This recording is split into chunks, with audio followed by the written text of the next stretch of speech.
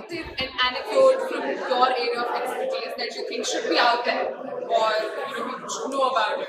So one thing that we are talking about was more around empowerment and also about the complexity of the sector.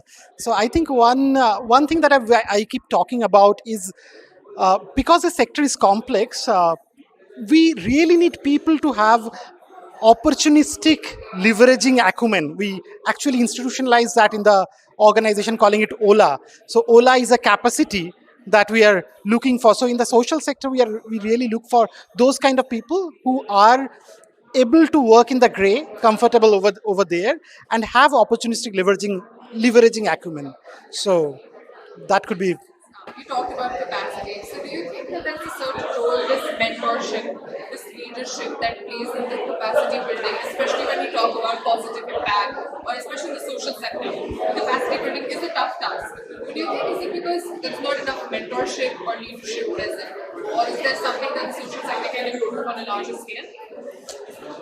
One very important thing about social sector is that many organizations are very project driven.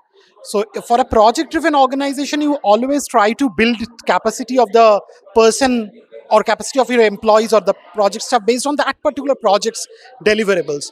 Generally, not keeping an overall eye on individuals' overall growth and development is a bad thing. So I think we need to, in social sector, keep a long term view.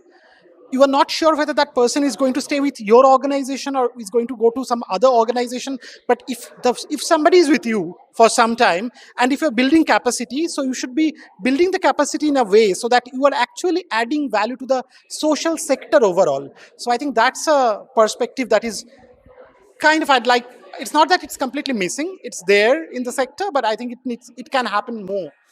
That's a very insightful feedback.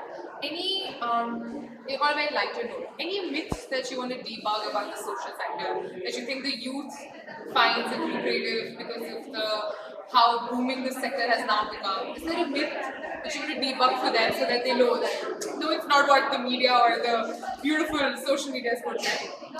So I think a few things. I think one thing is that first of all, social sector is not only about chola chap, that you go to the field and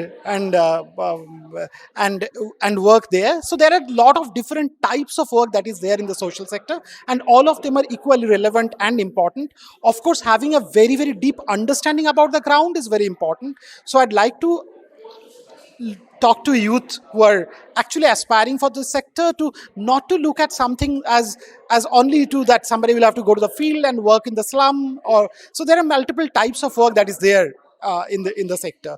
I think another myth that needs to be burst about this sector is that this sector is kind of loose and doesn't really require a lot of discipline and work or rigor.